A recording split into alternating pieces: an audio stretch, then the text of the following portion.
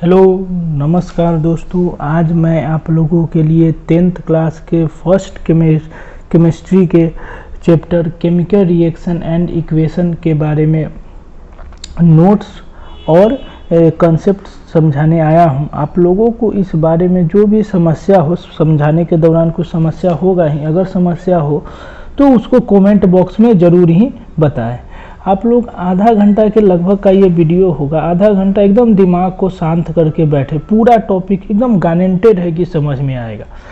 शर्त क्या है, आप लोग एकदम शांत दिमाग से शुरू से लेके अंत तक वीडियो को देखें। जो इम्पोर्टेंट टॉपिक्स है, जिसके बारे में बोर्ड में क्वेश्चन आने का ज़्यादा संभावना रहता है, वो भी मैं आप लोगों को बताऊँगा। मतलब इम्पोर्टेंट पॉइंट जिससे क्वेश्चन आने का ज़्यादा संभावना रहता है। तो बस आप लोगों से विनती यही है कि शुरू से अंत तक वीडियो को देखें, ज़रूर समझ में आएगा। चलिए शुरू करते हैं। देखिए, चैप्टर का नाम ही है केमिकल रिएक्शन एंड इक्वेशन। तो सबसे पहले हम लोग केमिकल रिएक्शन क्या होता है इसके बारे में जान लेते हैं। देखिए, केमिकल रिएक्शन क्या है जब एक या एक से अधिक, ध्यान से देखिएगा, एक या एक से अधिक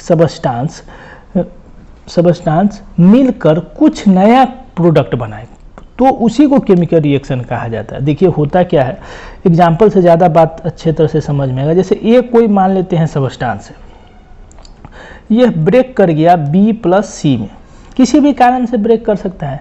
मान लेते हैं इसको हीट दे दिए, हीट देने से ब्रेक कर सकता है। फिर क्या नाम है, कोई केमिकल कैटलिस्ट इसमें लगा दिए, कुछ भी रख दिए, ब्रेक कर गया B+C में, तो यह एक केमिकल रिएक्शन का टाइप हो सकता है। या फिर दो या दो से अधिक सबस्टांस आपस में मिलकर भी एक नया कंपाउंड बना सकते हैं। जैसे B+C मिलकर A बना दिए, दोनों केमिकल रिएक्शन का क्या हो गया, एक एग्जाम्पल हो गया।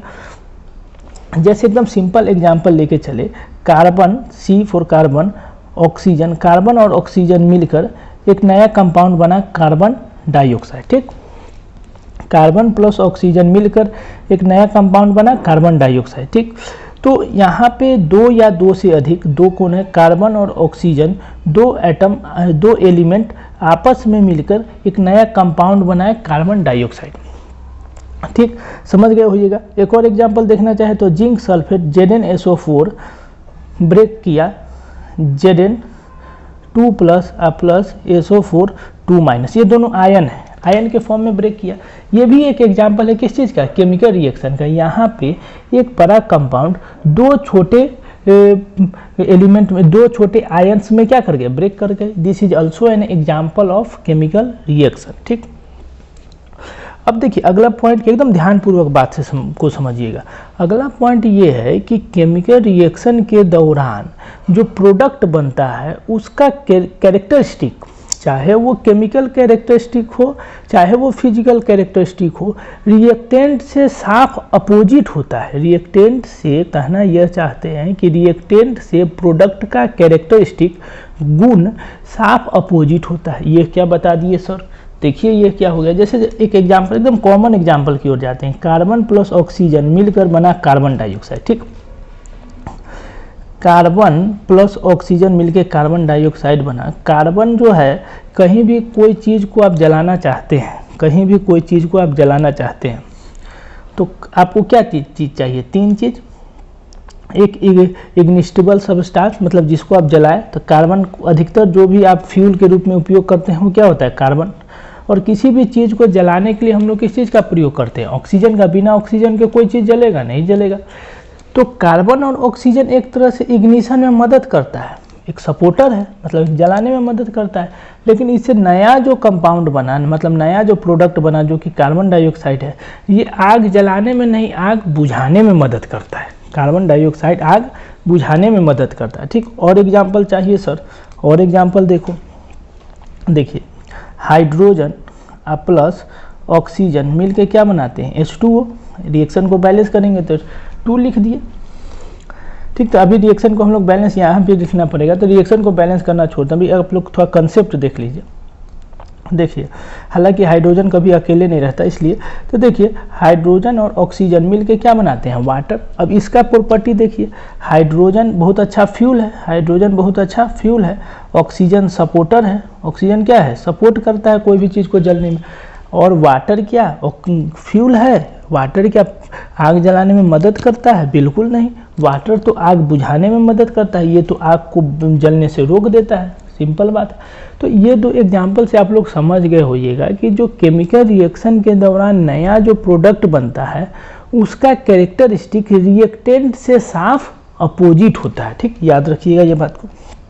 अगला बात क्या है, केमिकल रिएक्शन के दौरान दो एलिमेंट के बीच में बॉन्ड ब्रेक होता है या फिर नया बॉन्ड बनता है। याद रखिएगा, केमिकल रिएक्शन के दौरान या तो बॉन्ड नया बनता है या नया बॉन्ड ब्रेक होता है। दोनों बात एकदम क्लियर याद रखिएगा। ठीक, अब देखिए होता क्या है, केमिकल रिएक्शन का कैरेक्टरिस्टिक कह दीजिए या फिर केमिकल रिएक्शन के दौरान क्या क्या चीज़ होता है। तो देखिए चेंज इन स्टेट, पहला एकदम हर एक चीज़ समझा देंगे। केमिकल रिएक्शन के दौरान change in state, chemical reaction के दौरान स्टेट चेंज हो जाता है। स्टेट चेंज कहने का मतलब है दोस्तों यहाँ पे फिजिकल चेंज। फिजिकल चेंज जैसे कोई सॉलिड है तो लिक्विड में कन्वर्ट हो गया, या लिक्विड है तो गैस में कन्वर्ट हो गया। एकदम सिंपल बात है। तो सॉलिड है तो लिक्विड, लिक्विड है तो गैस। ये क्या बोलती है सर? देखो दोस्तों, जैसे नेप्थालीन बॉल, नेप्थालीन बॉल आप लोग देखे होइएगा। नेप्थालीन बॉल जो बॉक्स वगैरह में रखा जाता है नहीं, जिससे कीड़ा मकोड़ा कपड़ा पे नहीं लगता है, देखे होइएगा। नेप्थालीन बॉल वाइट कलर का होता है, उसको आप लोग बॉक्स में रख दीजिए, कुछ दिन के बाद देखिएगा तो वो डायरेक्ट जो है वो कन्वर्ट हो जाता है। होता सॉलिड है, डायरेक्ट कन्वर्ट हो जाता है किस चीज़ में? गैस में। तो स्टेट कन्वर्ट हो गया मतलब सॉलिड कन्वर्ट हो गया गैस में। ये बात एकदम सिंपल एग्जांपल है। अब सर कुछ डेली यूज का एग्जांपल बताइए, तो डेली यूज का भी एग्जांपल है बच्चों। देखो जैसे आप लोग पानी सब लोग यूज करते हैं। देखिए पानी लिक्विड, वाटर को जब हम लोग गर्म करें, वाटर को हीट दिए, वाटर को क्या दिए? हीट, टेम्परेचर बढ़ाए वाटर का। वाटर को जब हम लोग गर्म करते हैं तो किस में कन्वर्ट हो जाता है? गैस पे, गैस में कन्वर्ट हो जाता है, इवापोरेट हो जाता है। इवापोरेट क्या हो गया? गैस में कन्वर्ट हो गया। तो यहाँ पे सॉलिड जो है वो किस में, सॉरी लिक्विड जो है वो किस में कन्वर्ट हो गया? गैस में। स्टेट कन्वर्ट हो गया ना, लिक्विड जो है वो किस में कन्वर्ट हो गया? इवापोरेट होने लगा, मतलब गैस में कन्वर्ट हो गया। अब देखिए, अब इस गैस को फिर आप कंडेंस कर दीजिए। कंडेंस करना मतलब कूल कर दीजिएगा। फिर कूल कर दीजिएगा तो फिर ये किस में कन्वर्ट हो जाएगा? फिर लिक्विड में कन्वर्ट हो जाएगा।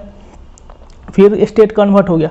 अब इस बार इसको आप फ्रिज में रख दीजिए, इसका टेम्परेचर डाउन कर दीजिए। फ्रिज में क्या होता है? टेम्परेचर कम होता है, टेम्परेचर डाउन कर दीजिए तो अब फिर ये किस में कन्वर्ट हो गया? सॉलिड में भी कन्वर्ट हो गया। मतलब केमिकल रिएक्शन के दौरान आप लोग को बस इतना समझाना चाह रहे हैं कि स्टेट भी चेंज होता है। सॉलिड लिक्विड में कन्वर्ट हो सकता है, लिक्विड गैस में कन्वर्ट हो सकता है, या फिर सॉलिड डायरेक्ट गैस में भी कन्वर्ट हो सकता है, जैसा कि नेप्थालीन बॉल में या फिर कैम्फर में। कपूर हिंदी में कहा जाता है। कपूर को जब आप लोग जलाते हैं तो कपूर जो है वो डायरेक्ट किस में कन्वर्ट हो जाता है? गैस में। तो स्टेट भी कन्वर्ट होता है, वही लिखा गया है। केमिकल रिएक्शन के दौरान क्या होता है? तो स्टेट भी कन्वर्ट होता है। एकदम सिंपल बात। अगला क्या है? Change in colour.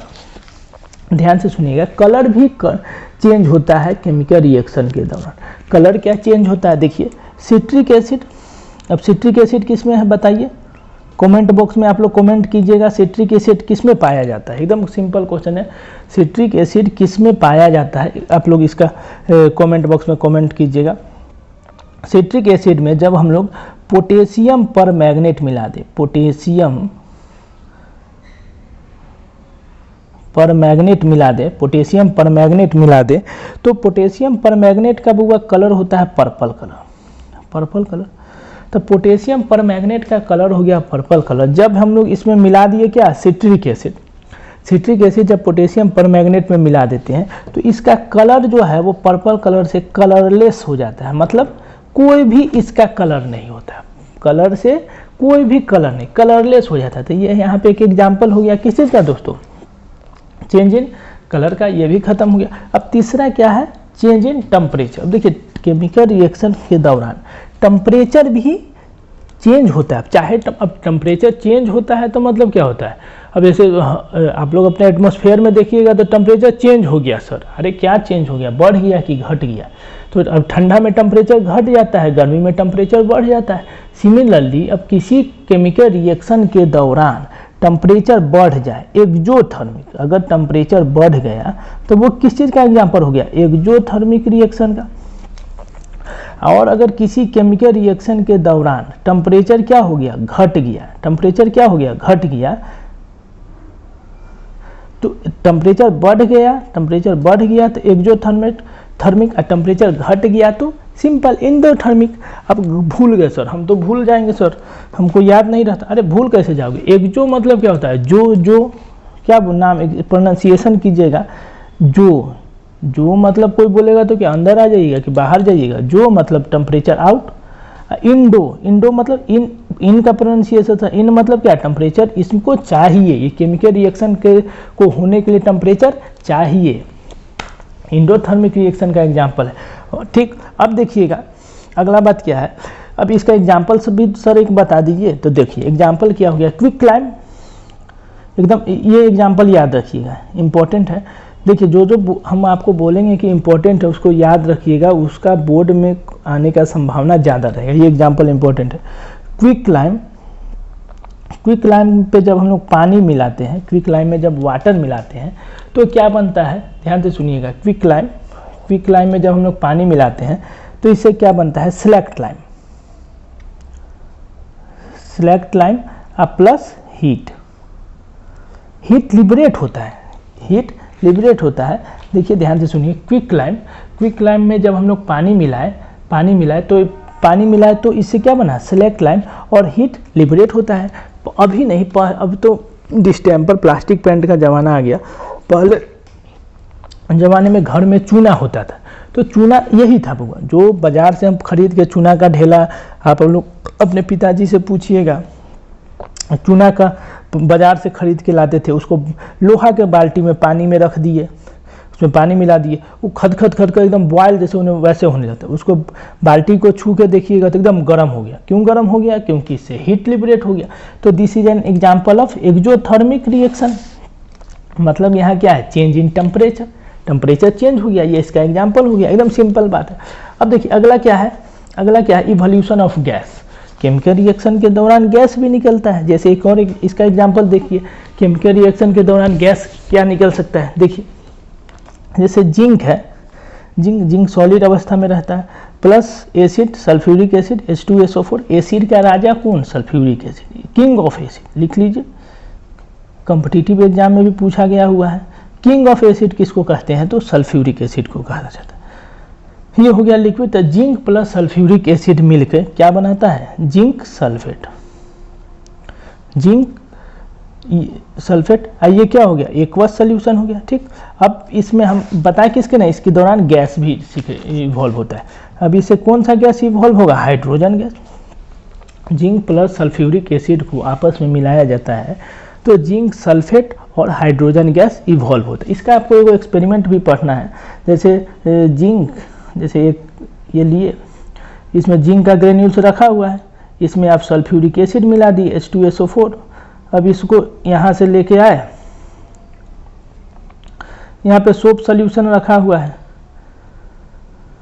तो जिंक और सल्फ्यूरिक एसिड, ये जिंक का ग्रेन्यूल है, जिंक और सल्फ्यूरिक एसिड आपस में रिएक्शन करके जिंक सल्फेट इसके ऊपर ऐसे करके कोरोड हो जाएगा, इसके ऊपर ऐसे जिंक के ग्रेन्यूल्स के ऊपर ब्लैक कलर का कोरोड हो जाएगा। गैस है, गैस तो ऊपर की ओर उठता है, ये इसके थ्रू ऊपर उठते हुए यहाँ पे आएगा इस सोप के फॉर्म में, तो यहाँ पे बबल्स के रूप में क्रिएट होगा, बबल्स के रूप में। अब यहाँ पे हम लोग माचिस का तिल्ली या फिर कोई भी फायर लगाएंगे तो ये पॉप साउंड क्रिएट करेगा, पॉप साउंड, याद रखिएगा ये पॉप साउंड। तो पॉप साउंड ये प्रूव करता है या डिमोन्स्ट्रेट करता है कि यहाँ पे हाइड्रोजन गैस इवॉल्व हुआ है। ठीक, आशा करते हैं कि ये बात आप लोग समझ गए होइएगा। कोई भी दिक्कत हो तो एकदम निसंकोच पूछिएगा।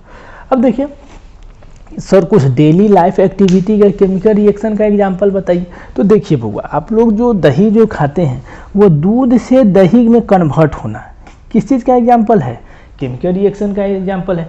आप लोग देखे होइएगा लोहा वगैरह में जंग लग गया, रस्टिंग ऑफ आयरन, इसके बारे में तो पढ़ना भी है आगे। ये भी एग्जांपल है किस चीज़ का, केमिकल रिएक्शन का। जो हम लोग खाना खाते हैं, आप लोग बायोलॉजी के फर्स्ट चैप्टर लाइफ प्रोसेस में पढ़े हैं, और इसका वीडियो भी हम एक डाले हैं डाइजेस्टिव सिस्टम का। एक बार आप लोग से निवेदन है कि उस वीडियो को पूरा देखिएगा, कोई दिक्कत होगा तो पूछिएगा। पूरा ह्यूमन डाइजेस्टिव सिस्टम मात्र एक वीडियो में समझाया गया है, कोई भी दिक्कत होगा पूछिएगा। डाइजेशन ऑफ फूड, उसमें आप लोग को समझ में आएगा कि क्यों डाइजेशन ऑफ फूड को केमिकल रिएक्शन के अंतर्गत रखा गया। ठीक, curdling of milk, curdling of milk मतलब दूध से दही का जमना, तो दूध से जो दही जमता है वो भी एग्जाम्पल है किस चीज़ का, केमिकल रिएक्शन का। फलों का पकना, जो फल जो है वो पक गया, वो भी किस चीज़ का एग्जाम्पल है, केमिकल रिएक्शन का। रेस्पिरेशन, रेस्पिरेशन भी एग्जाम्पल है किस चीज़ का, केमिकल रिएक्शन का। रेस्पिरेशन के बारे में एक वीडियो हम बनाने वाले हैं अभी आने वाले दिनों में। आप लोगों से विनम्र निवेदन है कि मेरे चैनल को लाइक, शेयर और सब्सक्राइब कर दे। ठीक, तो चलिए देखते हैं रिएक्टेंट और प्रोडक्ट क्या है। रिएक्टेंट और प्रोडक्ट एकदम आसान है। देखिए कोई भी चीज़ ध्यान से सुनिए, ए प्लस बी आपस में रिएक्ट करके सी प्लस डी बनाए, एकदम ध्यानपूर्वक सुनिएगा, एकदम सिंपल बात है। देखिए ए प्लस बी आपस में रिएक्ट करके सी प्लस डी बनाए, ध्यान से सुनिएगा। तो ए प्लस बी, ए और बी को रिएक्टेंट कहे और सी और डी को प्रोडक्ट कहे, ये क्या कह दिए सर, देखिए ध्यान से क्या कह दिए, ध्यान से सुनिएगा, एकदम कूल दिमाग से ध्यानपूर्वक सुनिएगा। केमिकल रिएक्शन के दौरान जो एलिमेंट केमिकल रिएक्शन में पार्टिसिपेट करता है, केमिकल रिएक्शन में एक क्या करता है, पार्टिसिपेट करता है। ठीक, तो उसी को बउआ रिएक्टेंट कहते हैं। एक और बात सुन लीजिए, केमिकल रिएक्शन के दौरान जो एलिमेंट पार्टिसिपेट करता है उसी को रिएक्टेंट कहते हैं, और जो नया चीज बनता है उसी को क्या कहते हैं, प्रोडक्ट कहते हैं। एकदम सिंपल बात। अब यहाँ पे एक अगर C प्लस O2 मिल के कार्बन डाइऑक्साइड बनाए तो C और O2 क्या है, रिएक्टेंट है, CO2 क्या है, प्रोडक्ट है। एकदम सिंपल बात है। ठीक, चलिए समझ गए होइएगा। कोई दिक्कत होगा तो कमेंट बॉक्स में कमेंट कीजिएगा। अब देखिए दोस्तों, अब अगला क्या है, ठीक दिखाई दे रहा है ना, ठीक है। अब देखिए केमिकल इक्वेशन, अब सेकेंड चैप्टर का ही नाम है केमिकल रिएक्शन एंड इक्वेशन। तो केमिकल इक्वेशन क्या होता है, ध्यानपूर्वक सुनिएगा। केमिकल इक्वेशन एक सिंबॉलिक रिप्रेजेंटेशन है, ध्यान से सुनिएगा, सिंबॉलिक रिप्रेजेंटेशन है जो एलिमेंट रिएक्शन में पार्टिसिपेट करते हैं। एक और बार सुन लीजिए, केमिकल इक्वेशन एक सिंबॉलिक रिप्रेजेंटेशन है किसका, तो जो एलिमेंट केमिकल रिएक्शन में पार्टिसिपेट लेते हैं उसका। एकदम सिंपल बात है, सिंपल बात है। देखिए मैग्नीशियम प्लस ऑक्सीजन आपस में रिएक्शन करके मैग्नीशियम ऑक्साइड बनाए, तो मैग्नीशियम लिखना तो मुश्किल है, MAGNESIUM प्लस फिर ऑक्सीजन लिखे OXYGEN, फिर मैग्नीशियम ऑक्साइड लिखे, तो ये थोड़ा सा टाइम टेकिंग है और थोड़ा जल्दी से समझ भी आना चाहिए। तो इसलिए सिंबल के फॉर्म में रिप्रेजेंट किया, मैग्नीशियम को Mg से डिनोट किए, ऑक्सीजन को सिंबल O2 है, मतलब ऑक्सीजन का सिंबल O है लेकिन ऑक्सीजन डाई एटॉमिक फॉर्म में रहता है तो इसलिए उसको O2 लिखे हैं। एकदम सिंपल बात है। तो मैग्नीशियम और ऑक्सीजन आपस में रिएक्शन करके मैग्नीशियम ऑक्साइड बनाया। ठीक, अब देखिए, अब केमिकल फिजिकल रिप्रेजेंटेशन ये हो गया जिसमें कोई भी एलिमेंट किस अवस्था में है, जैसे मैग्नीशियम और ऑक्सीजन मैग्नीशियम ऑक्साइड बनाया तो मैग्नीशियम किस नॉर्मली किस फिजिकली किस स्टेट में प्रेजेंट होता है, तो सॉलिड स्टेट में प्रेजेंट होता है। ऑक्सीजन फिजिकली किस स्टेट में प्रेजेंट होता है, तो गैस स्टेट में प्रेजेंट होता है। ठीक, दोनों मिलकर मैग्नीशियम ऑक्साइड जो बनाया ये क्या है, सॉलिड है, लिक्विड है, गैस है, किस स्टेट में है, तो सॉलिड स्टेट में है, ये रिप्रेजेंट कर दिया। अब देखिए एक्वस सॉल्यूशन क्या होता है, ध्यान से सुनिएगा। यह वह सॉल्यूशन है जिसमें वाटर में किसी सॉल्वेंट को मिलाया जाता है, और यूनिवर्सल सॉल्वेंट अगर आपसे पूछा जाए तो किसको कहा जाता है, तो पानी को कहा जाता है। ठीक, अब बैलेंस केमिकल रिएक्शन क्या है, ध्यान से सुनिएगा।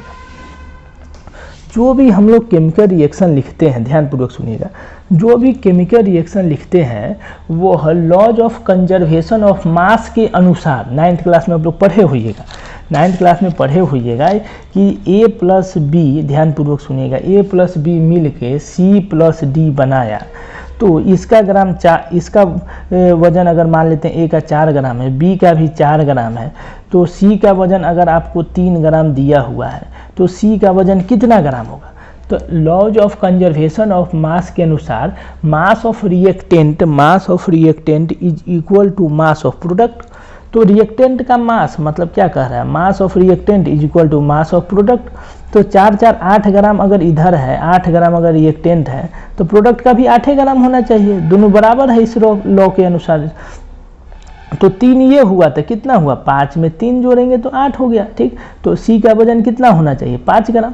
तो इस लॉ के अनुसार, इस नियम के अनुसार मास को न ही क्रिएट किया जा सकता है, न ही बनाया जा सकता है। वही लिखा हुआ है, matter can neither be created nor be destroyed, बस उसका फॉर्म बदल दिया जाता है, ठीक।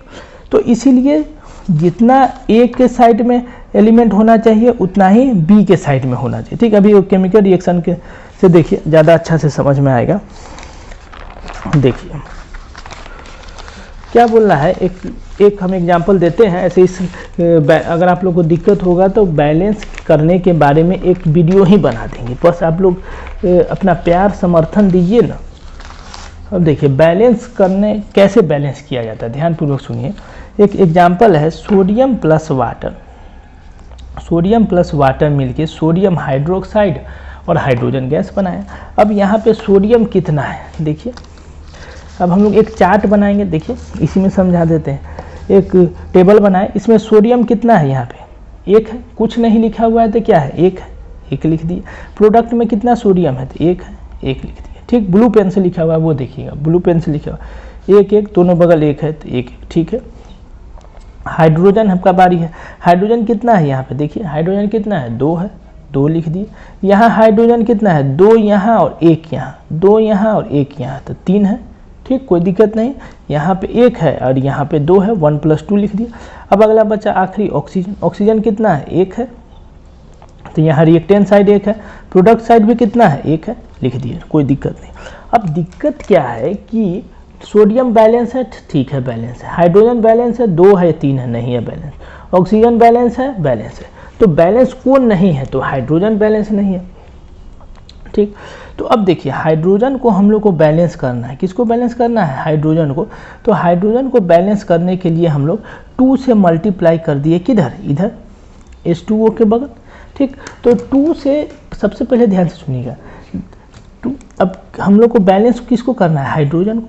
तो हाइड्रोजन को जैसे ही हम लोग यहाँ पे 2 को बैलेंस किए, यहाँ पे 2 लिख देंगे, सोडियम हाइड्रोक्साइड के साइड क्या लिखेंगे 2 लिखेंगे। तो जैसे ही हम लोग 2 यहाँ लिखेंगे तो ये दोनों क्या हो जाएगा, ये भी 2 हो जाएगा, सोडियम भी आपका कितना हो जाएगा 2 हो जाएगा, और हाइड्रोजन तो 2 2 बैलेंस हो जाएगा, लेकिन अंत में ऑक्सीजन भी यहाँ पे है, ऑक्सीजन भी क्या हो जाएगा, इम्बैलेंस हो जाएगा, ठीक। तो ध्यान से सुनिएगा। तो सोडियम जो इम्बैलेंस हुआ, तो सोडियम को हम लोग सिंपल यहाँ 2 से मल्टीप्लाई कर देंगे, बैलेंस हो गया। यहाँ पे तो 2 से किए थे जिसके कारण हाइड्रोजन बैलेंस हो गया था, लेकिन सोडियम बैलेंस नहीं हुआ था। यहाँ पे रिएक्टेंट में 2 से मल्टीप्लाई कर देंगे तो 2 यहाँ भी या 2 यहाँ भी हो गया बरोबर।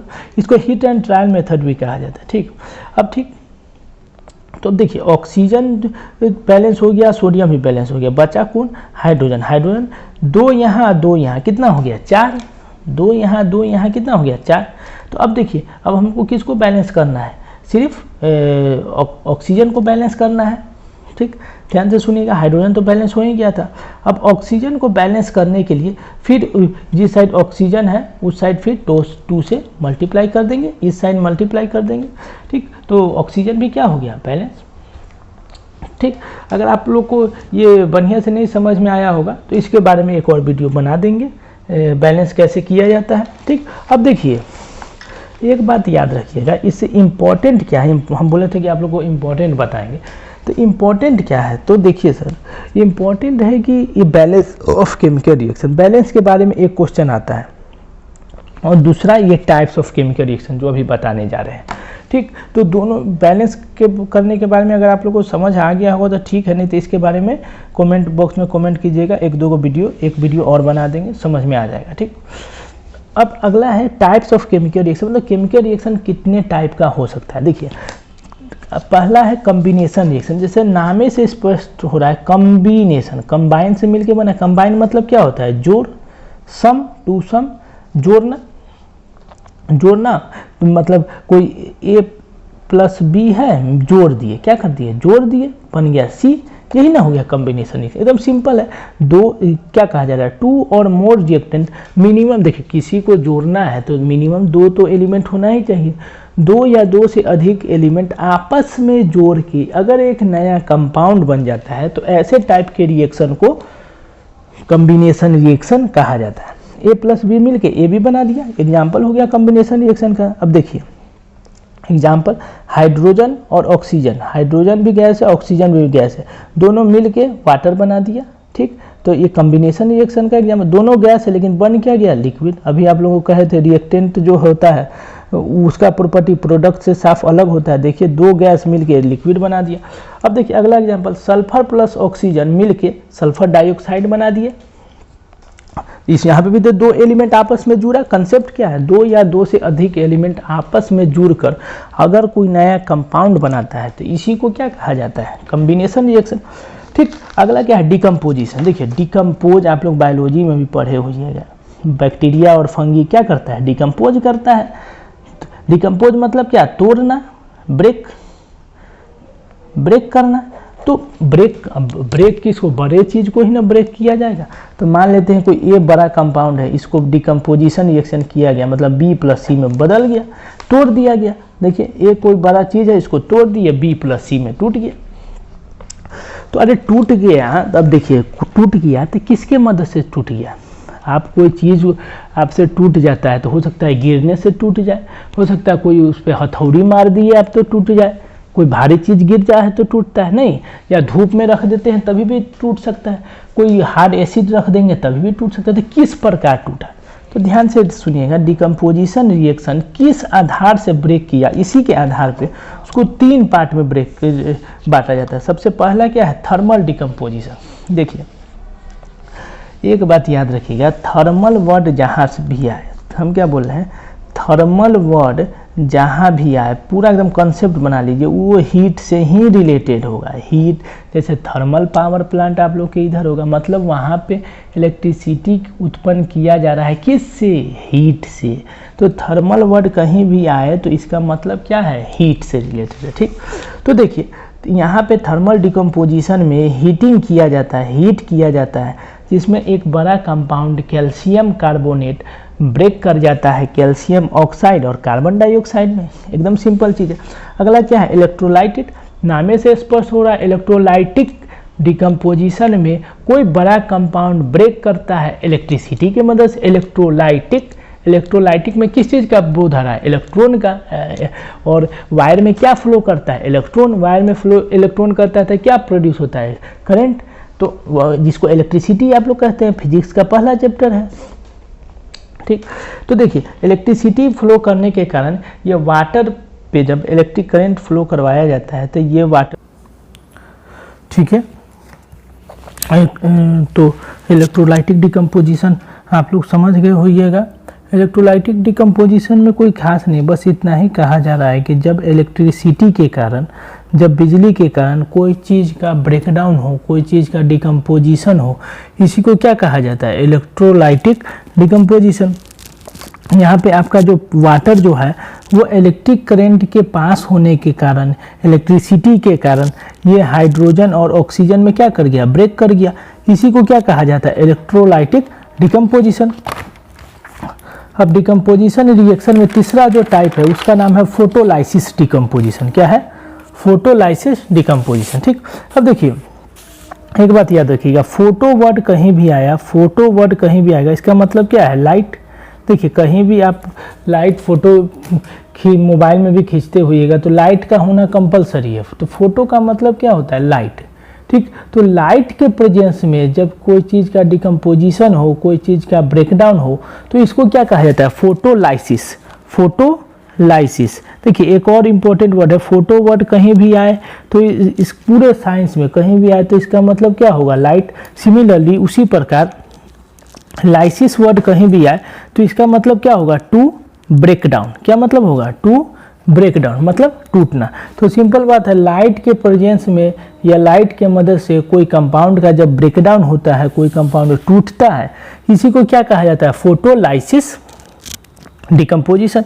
तो यहाँ पे देखिए सिल्वर क्लोराइड जो है, सिल्वर क्लोराइड सनलाइट में मतलब धूप के रोशनी में जब सिल्वर क्लोराइड को रखा जाता है तो सिल्वर और क्लोरीन में ब्रेक डाउन हो जाता है। ठीक, एकदम सिंपल बात है। अब इम्पॉर्टेंट क्या बात है, देखिए हम आपको बोले हैं कि जो जो इम्पोर्टेंट पॉइंट है उसको हम बताते चलेंगे जो बोर्ड के पॉइंट ऑफ व्यू से बहुत इम्पोर्टेंट है।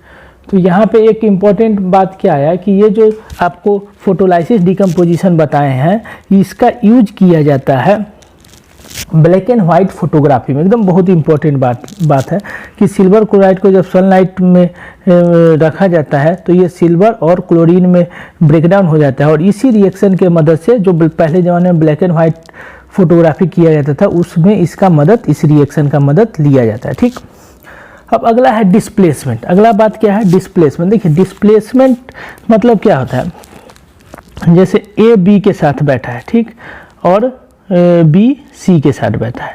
करना क्या है, ए का पोजीशन क्या कर देना है, बदल देना है। ए का पोजीशन बदल देना है। ए बी के साथ बैठा है, इसको ऐसे लिखिए सी डी, ज़्यादा अच्छा रहेगा। ए के जगह हम जहाँ सी बैठा है वहाँ ए बैठा दें, और फिर जहाँ सी के जगह ए को बैठा दे और ए के जगह सी को बैठा दे, मतलब पोजीशन इंटरचेंज कर दे। ए को बैठा दिए सी के जगह, यहाँ पे जगह खाली हो गया वहाँ सी को भेज दिए, पोजीशन इंटरचेंज कर देना, उसी को क्या कहा जाता है, डिस्प्लेसमेंट। पोजीशन चेंज कर देना।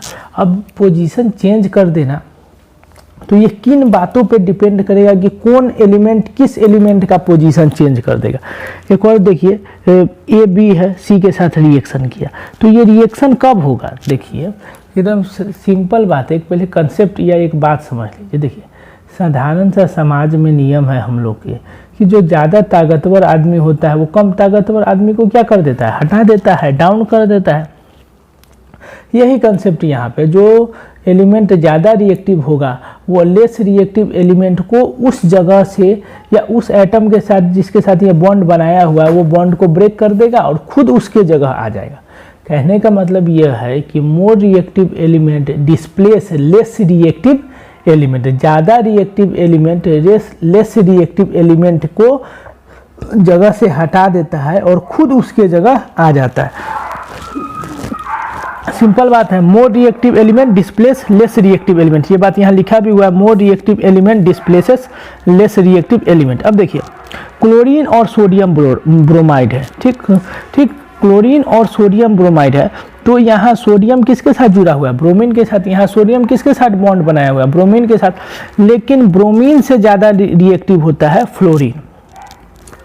जब ब्रोमीन से ज़्यादा रिएक्टिव क्लोरीन है तो ब्रोमीन को जगह से हटा देगा और खुद अपने उसके जगह आ गया। देखिए यहाँ पे सोडियम ब्रोमीन के साथ था, अब कौन आ गया, क्लोरीन के साथ।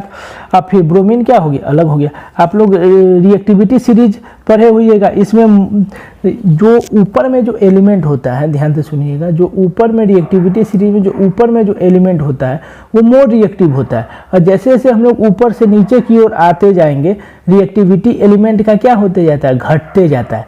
तो एक प्रकार से यह भी कह सकते हैं कि ऊपर वाला एलिमेंट नीचे वाले एलिमेंट को उस जगह से हटा के खुद उसके जगह आ जाता है। इसी को कहा गया मोर reactive element displaces less reactive element. और एग्जांपल से समझते हैं। देखिए आयरन का रिएक्शन कराया गया कॉपर सल्फेट के साथ, तो कॉपर से ज़्यादा रिएक्टिव है कौन, आयरन। कॉपर कम रिएक्टिव है, आयरन ज़्यादा रिएक्टिव है। तो कॉपर को इस जगह से हटा देगा, खुद इसके जगह आ गया, तब क्या बन गया, फेरस सल्फेट। ये क्या हो गया, फेरस सल्फेट, और कॉपर अलग हो गया। ठीक, ये क्यों हुआ, क्योंकि आयरन ज़्यादा रिएक्टिव है किसके से, कॉपर से। अगर यहाँ पे अगर गोल्ड लिख दिया जाए, यहाँ जो आयरन है यहाँ पे हम AU लिख दे, क्या लिख दे, AU।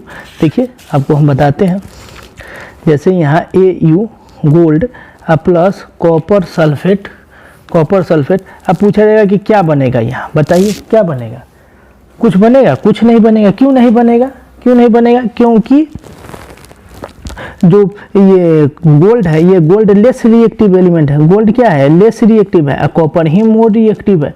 तो जब मोर रिएक्टिव एलिमेंट को लेस रिएक्टिव एलिमेंट थोड़ा हटा सकता है, नहीं हटा सकता, इसीलिए ये रिएक्शन क्या होगा, नॉट टेक्स प्लेस। ये रिएक्शन होगा ही नहीं, तो याद रखिएगा, समझ गए होइएगा। अब देखिए कोई दिक्कत होगा तो कमेंट बॉक्स में कमेंट कीजिएगा। अब देखिए अगला क्या है, डबल डिस्प्लेसमेंट रिएक्शन। देखिए नाम से ही स्पष्ट है, यहाँ पे जो डिस्प्लेसमेंट होगा यह 2 बार होगा। जैसे देखिए A B plus C D दोनों आपस में जुड़ा हुआ, यहाँ पे क्या होगा, देखिए यहाँ पे ए किसके साथ जुड़ा हुआ, बी के साथ, लेकिन यहाँ पे ए किसके साथ जुड़ गया, डी के साथ, मतलब ए आ गया किसके जगह, इसके जगह। तो जब ए आ गया इसके जगह तो सी चला गया ए के जगह, तो और दूसरा क्या बन गया, सी बी। ठीक, तो यहाँ पे जो डिस्प्लेसमेंट हुआ, इसमें जो डिस्प्लेसमेंट हुआ कितने बार हुआ, 1 बार, यहाँ 2 बार। देखिए वही बात यहाँ पे लिखा हुआ, यहाँ पे जो डिस्प्लेसमेंट होगा वो कितने बार होगा, 2 बार। 1 बार डिस्प्लेसमेंट यहाँ हो गया, 1 बार डिस्प्लेसमेंट यहाँ हो गया, 2 बार डिस्प्लेसमेंट हुआ। देखिए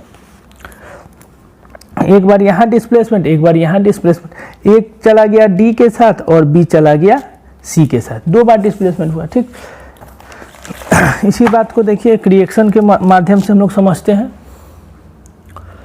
ठीक, अब देखिए हाइड्रोक्लोरिक एसिड क्या है, देखिए हाइड्रोक्लोरिक एसिड, इस सब का चिंता नहीं कीजिएगा, हर एक चीज़ का पढ़ाने के बाद आप लोग को स्क्रीनशॉट करने का टाइम देंगे, स्क्रीनशॉट ले लीजिएगा। देखिए हाइड्रोक्लोरिक एसिड सोडियम हाइड्रोक्साइड के साथ रिएक्शन किया। ठीक, सोडियम हाइड्रोक्साइड के साथ रिएक्शन किया तो यहाँ 2 बार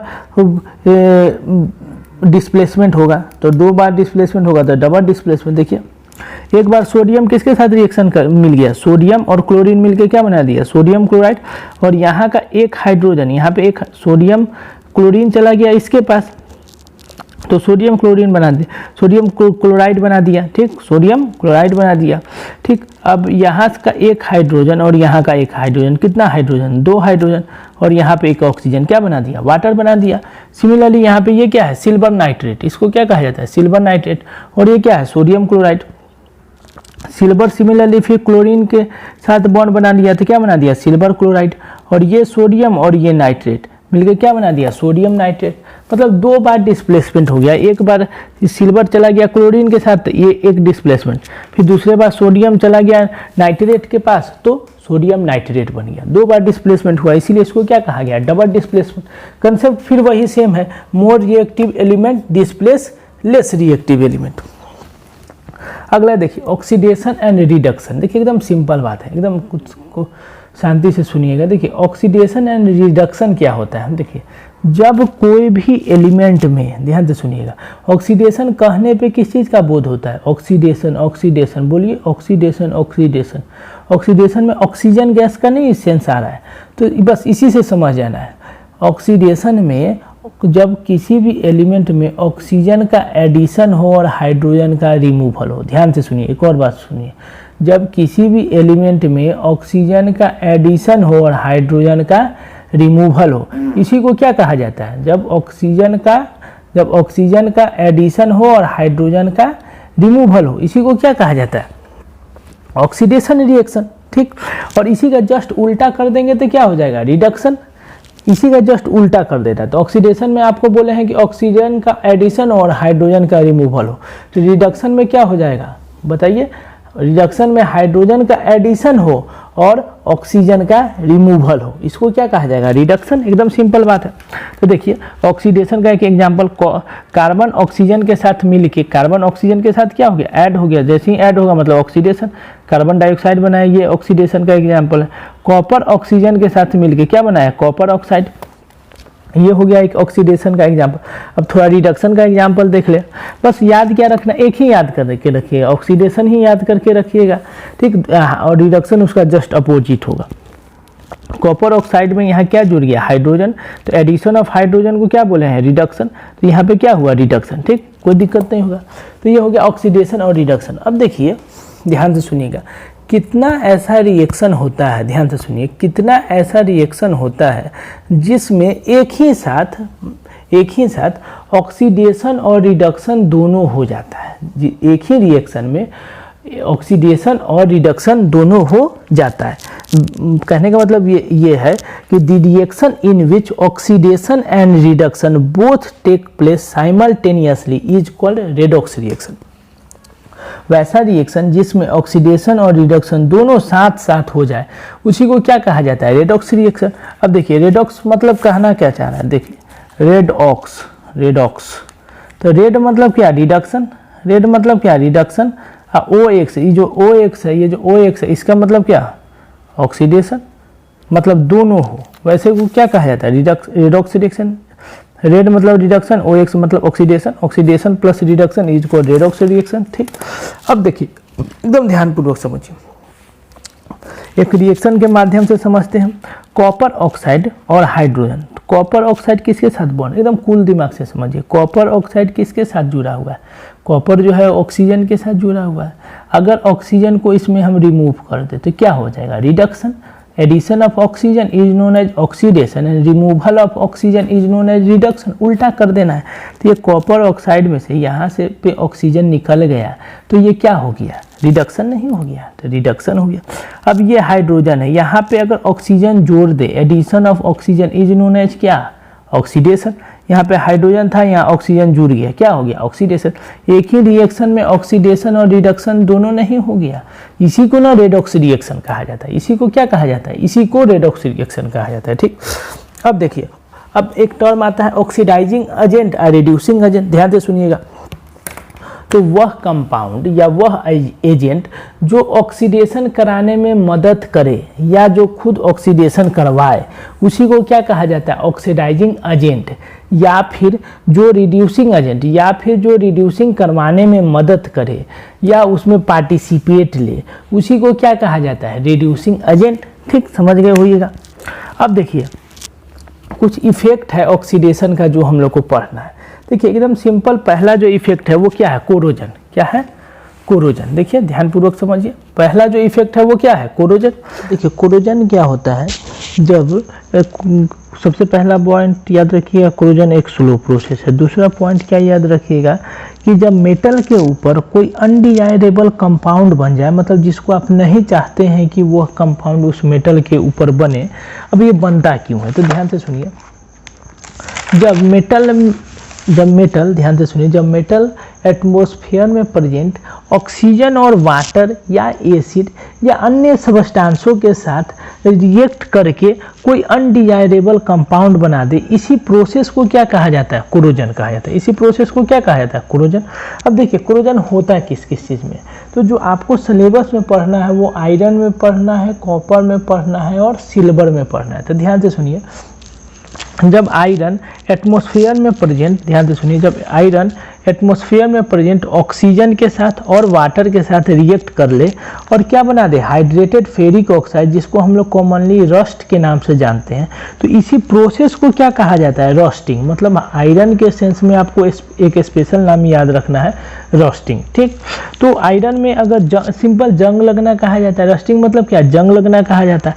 आयरन जब ऑक्सीजन और वाटर के साथ रिएक्ट कर ले और हाइड्रेटेड फेरिक ऑक्साइड बना दे, इसी को क्या कहा जाता है, रस्टिंग। ठीक, अब आपको कोरोजन कॉपर में भी होता है, देखते हुइएगा, कॉपर का कोई बर्तन है या कोई भी यूटेंसिल है, उसको आप लोग छोड़ देते हुएगा कुछ दिन तक, तो उसके ऊपर ग्रीनिश एक लेयर बन जाता है, या एक ग्रीनिश कोई थोड़ा सा आपको पाउडर जैसा चीज़ दिखाई देगा, वो क्या है, उस कॉपर में कोरोजन हो गया। मतलब कॉपर जो है वो एटमॉस्फेयर में प्रेजेंट कार्बन डाइऑक्साइड, ऑक्सीजन और वाटर के साथ रिएक्ट करके क्या बना दिया, कॉपर कार्बोनेट बना दिया। क्या बनाया, कॉपर कार्बोनेट, जिसका कलर क्या होता है, ग्रीन, वही आपको दिखाई देता है। अब सिमिलरली सिल्वर में भी कोरोजन होता है। क्या होता है, सिल्वर एटमॉस्फेयर में प्रेजेंट हाइड्रोजन सल्फाइड के साथ, क्या है ये, हाइड्रोजन सल्फाइड के साथ रिएक्ट करके क्या बना दिया, सिल्वर सल्फाइड। ये क्या हो गया, सिल्वर सल्फाइड, जिसके कारण इसका जो ये ऑर्नामेंट कहिए या चांदी का जो भी चीज़ है उसका कलर ब्लैक हो जाता है। हाइड्रोजन तो गैस है, इवॉल्व हो गया। देखिए आप लोग कॉमनली ये रिएक्शन होते हुए भी देखते होइएगा, हम लोग के घर में जो लेडीज़ वगैरह जो पायल वगैरह जो पहनती है, तो देखिएगा उसका कलर जब नया में तो खूब चमकते रहता है, सिल्वर कलर का, मतलब शाइनिंग बहुत रहता है उसमें, लेकिन जैसे जैसे वो यूज में आता है उसका कलर थोड़ा ब्लैकिश होने लगता है। वो ब्लैकिश क्यों होता है, क्योंकि उस पर सिल्वर सल्फाइड का डिपोजिशन होने लगता है और इसका कलर क्या है, ब्लैक। ठीक, समझ गए होइएगा। कोई दिक्कत होगा तो कमेंट बॉक्स में कमेंट कीजिएगा। अब अगला टॉपिक क्या है, रेंसिडिटी। देखिए बोर्ड पॉइंट ऑफ व्यू से rancidity one of the most important question है इस चैप्टर का। देखिए ध्यान से सुनिए क्या होता है। रेंसिडिटी वो प्रोसेस है जिसके द्वारा या जिसमें फूड में जो फैट प्रेजेंट है, ध्यान से सुनिएगा, रेंसिडिटी प्रोसेस में फूड में जो फैट प्रेजेंट है उसका ऑक्सीडेशन हो जाता है, उसका क्या हो जाता है, ऑक्सीडेशन हो जाता है। और ऑक्सीडेशन होने के कारण फूड में बैड स्मेल आने लगता है, उसका टेस्ट खराब हो जाता है। इसी प्रोसेस को क्या कहा जाता है, रेंसिडिटी कहा जाता है। अब देखिए रेंसिडिटी में होता क्या है, देखिए रेंसिडिटी का अनडिजायरेबल चेंज है जिसमें फूड का क्या हो जाता है, ऑक्सीडेशन हो जाता है। देखिए अब दूसरा पॉइंट क्या लिखा हुआ है, ध्यान से सुनिए, रेंसिडिटी क्या है, फूड में जो फैट प्रेजेंट है या आयल प्रेजेंट है उसका क्या हो जाता है, ऑक्सीडेशन, उसका क्या हो जाता है, ऑक्सीडेशन। इसी को क्या कहा जाता है, रेंसिडिटी। अब इसका कंसिक्वेंस क्या है, इसका परिणाम क्या है, तो इसके कारण फूड में बैड स्मेल आ जाएगा या बैड टेस्ट आ जाएगा, इसी को क्या कहा जाता है, रेंसिडिटी। अब रेंसिडिटी को कम क्यों कैसे किया जाता है, क्योंकि रेंसिडिटी तो खराब है, इससे फूड खराब हो सकता है। तो देखिए क्या प्रिवेंटिव मेजर है जिससे रेंसिडिटी को क्या किया जाए, खराब होने से बचाया जाए। तो देखिए, तो सबसे पहला बात कि फूड में कोई एंटीऑक्सीडेंट मिला दे। देखिए रेंसिडिटी हुआ क्यों, तो फूड का ऑक्सीडेशन हो गया, फूड ऑक्सीजन के साथ रिएक्ट कर गया, इसलिए ना ऑक्सीडेशन हो गया। तो अगर हम लोग फूड में कोई एंटीऑक्सीडेंट मिला दे तो ऑक्सीडेशन को क्या कर देगा, रोक देगा। उल्टा है ऑक्सीडेशन का, एंटीऑक्सीडेंट उल्टा नाम से लग रहा है, तो फूड को रेंसिडिटी होने से प्रिवेंट करेगा, पहला पॉइंट। दूसरा पॉइंट क्या, हम क्या बोले, एटमॉस्फेयर में प्रेजेंट ऑक्सीजन से नहीं ऑक्सीडेशन होगा। फूड एटमॉस्फेयर में रखा हुआ है, अब फूड का ऑक्सीडेशन हो गया। ऑक्सीडेशन आपको बताए हैं कि जब ऑक्सीजन का एडिशन होता है किसी में, उसी को ऑक्सीडेशन कहा जाता है। तो ये ऑक्सीजन आएगा कहाँ से, एटमॉस्फेयर में जो ऑक्सीजन है वहीं से ना आएगा। तो अगर हम फूड को कोई एयर टाइट कंटेनर में रख दें तो एयर को रीच करना मुश्किल होगा उस फूड पे, तो उससे हम लोग का फूड को रेंसिडिटी को काफ़ी हद तक रोका जा सकता है। ठीक, तीसरा क्या है, देखिए आप लोग चिप्स वगैरह जो हम लोग खाते हैं, चिप्स में किया जाता है, एयर निकाल लिया जाता है और नाइट्रोजन गैस डाल दिया जाता है। नाइट्रोजन गैस रेंसिडिटी से प्रिवेंट करता है, इसीलिए चिप्स वगैरह में जो गैस हम लोग देखते हैं भरे हुए, वो कौन गैस रहता है, नाइट्रोजन गैस। ठीक, अगला क्या है, जो फूड है, फूड को हम लोग किसी भी ठंडे जगहों पे रख दे, मतलब रेफ्रिजरेटर फ्रिज वगैरह में रख दे, तो इससे भी काफ़ी हद तक रेंसिडिटी को कम किया जा सकता है। ठीक, तो इस प्रकार आप लोगों का यह चैप्टर ख़त्म हो गया। इस चैप्टर में कोई भी समस्या हो तो आप लोग निसंकोच हमको कमेंट बॉक्स में कमेंट करें। ठीक, आप लोग इस चैप्टर का फेयर भी साथ साथ करें, इसका स्क्रीनशॉट ले लें।